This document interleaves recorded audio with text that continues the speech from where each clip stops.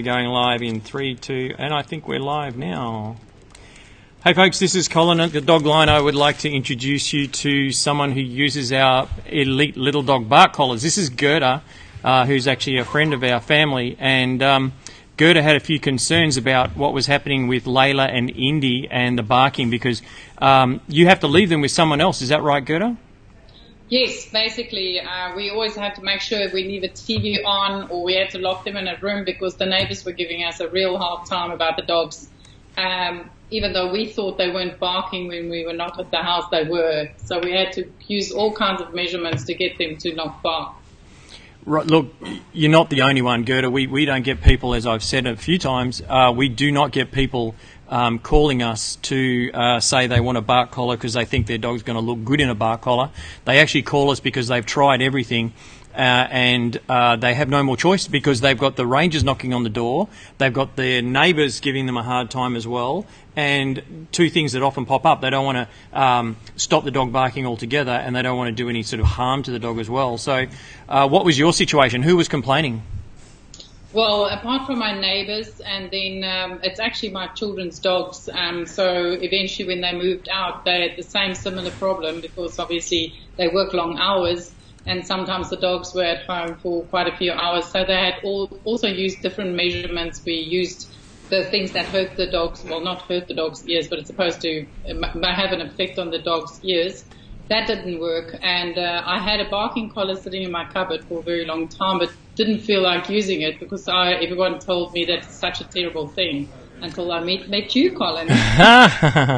So look, I've just done a hashtag there, four-legged grandchildren. These are my children's dogs, and I'm looking after them. So that's a hashtag we can share, folks, if you can.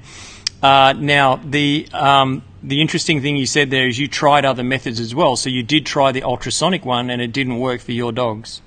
I certainly tried the ultrasonic. I tried all kinds of measures. I've had the dogs in my house for many years, obviously with the kids growing up, and yes, the neighbours didn't like us very much because of the dogs, and they were threatening us, and we had rangers, and oh my goodness, it was really not fun. Yeah, no, it sounds like a real nightmare. Because of dogs, but I can understand that because, you know, sometimes people work during the night and want to sleep during the day, and if your dogs, you think they are lovely dogs and they don't bark maybe when you're not at home, but when you're at home they don't bark, but they became quite annoying because even when the front door went, it was horrible. Yeah. Yeah, no, I hear that quite a lot, and you know what? We get a lot of people that come to us who have actually tried a lot of methods before and they haven't worked. Everything from putting the dogs inside to coming home at lunchtime and walking the dogs, etc. So who have you got there? This is Layla. This is Layla. Oh, is she beautiful? Oh my gosh. Okay, hello Layla, how are you? Yes, I'm talking to you, young lady. Okay, and then Indy is somewhere else to be found. So, oh, there we go. Indy is her little baby. Oh, so Indy's the baby and Layla is mum. Okay, that's fantastic. Good stuff. And, okay, the big thing people want to know when it comes to electronic collars, you mentioned that you tried the ultrasonic ones. Now, with two dogs involved, that quite often doesn't work because they feed off each other, and one dog will activate the unit and the other dog will end up suffering, so I don't recommend that.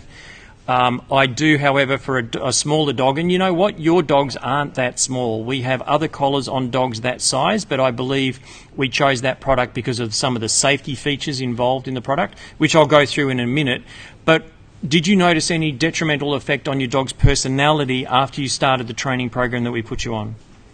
No, once you put me on that program, we were all quite confident to see what the collars were going to do. Very good. So I tried it on Layla, the mum, first, because Indy can become quite neurotic. If anything hurts her or she's feeling uncomfortable, she goes into complete shakes and she can get quite upset with life. So right. We thought to run it on Layla first, and when we realized Layla would start barking, like take 3 barks or something, and then she'll realize, oh, something's not right. Something's uncomfortable, but never complained or cried or do anything like that. She just would turn around in her steps and walk into the house and didn't actually pursue in barking anymore. They used to even bark that badly when I used to walk with them along the beach. Yep. They would bark at other dogs. Now they don't bark at all. In fact, I walk off the collars now Yeah. And they've actually been trained now to not actually having to have the collars around their necks when I go walking anymore. They're, in fact, a pleasure. I used to have to strangle them to stop barking. We'll cut that. We'll cut that so no one hears that you strangled your dogs. They might take it the wrong way, eh? So. Yeah.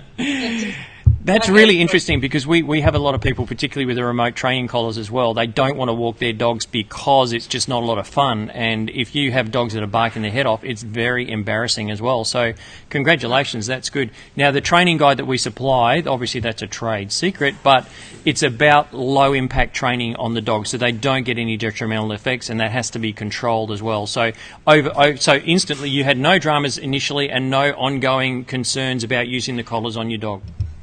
No, in fact, we had the collars on Layla, the collar on Layla for 2 days, and we saw such a change in Layla that I contacted you straight away for a second collar, because I realized if Layla she was even at night time walking, sleeping with the collars, and because we just kept it on for 6 weeks for training. Yep. And now we take them off as soon as we get home. We actually take the collars off, and they're fine without the collars. It's just when we're not at home we keep the collars on. Okay, no worries. I'm just going to put a note up, and this is about irritation on the dog's skin, okay, because you mentioned you followed our program and you went through that process.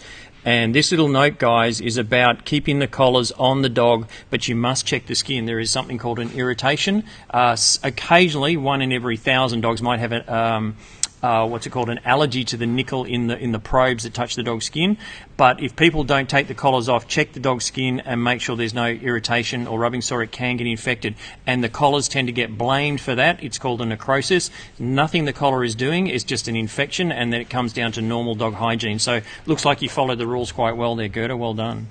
Well, to be honest, Colin, I never took the collars off because they never bothered the dogs, and then we decided to start taking them off. So I never had any irritation whatsoever. Well, look, you can leave the collars on 24/7, provided you're making sure you check the skin, which you obviously did, and that sort of thing. I like that sort of element of the dogs get so used to having the collars on, but the proviso is you make sure you move them around and check the skin that there's no irritation, and that comes down to getting a good quality collar that is not having to be done up too tight to cause those irritations in the first place. So that's really good. Okay, so after that, I think you've already answered my next question. What was life like after the collars? It sounds like you had one for Layla, you came back and got another one for Indy, and now we're obviously a few months down the track. You have to leave your dogs with people, and when you go overseas, all going well there?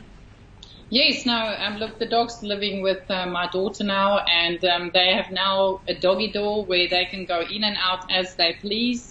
Because she moved into a new home, she asked the neighbors to please tell her if the dogs are okay, and she said to them that she's busy training them, and they've been fantastic. No complaints from the neighbors, friendly neighbors, happy dogs, happy owners. Very good, exactly. And you know what? That's what it's all about. It's about building healthy relationships between dogs and animals. So that's really fantastic. Now, I'll give a bit of a rundown of the one that you purchased so that people can see. This is actually the Petsafe Elite Little Dog bark collar.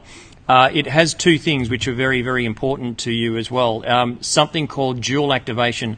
So that means that the collar won't go off accidentally if the dogs knock it, because it needs vibration and it needs sound at exactly the same time to activate. So there's a little hole at the top of the collar, and when it's activated, you have to blow into that hole to test it. You can see that there. Nice little shot for Petsafe. Petsafe, you owe me a carton of beer for the free advertising. Now, the next thing is the dual activation. So there's the vibration detectors along there. So it's activating on two things.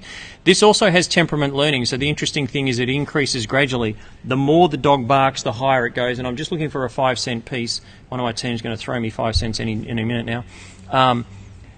The more the dog barks, the higher it goes. And eventually it learns that the dog doesn't like level number 3. So the collar will stay at number 3 and it'll come in if the dog continues barking. So that's a really good feature for this product.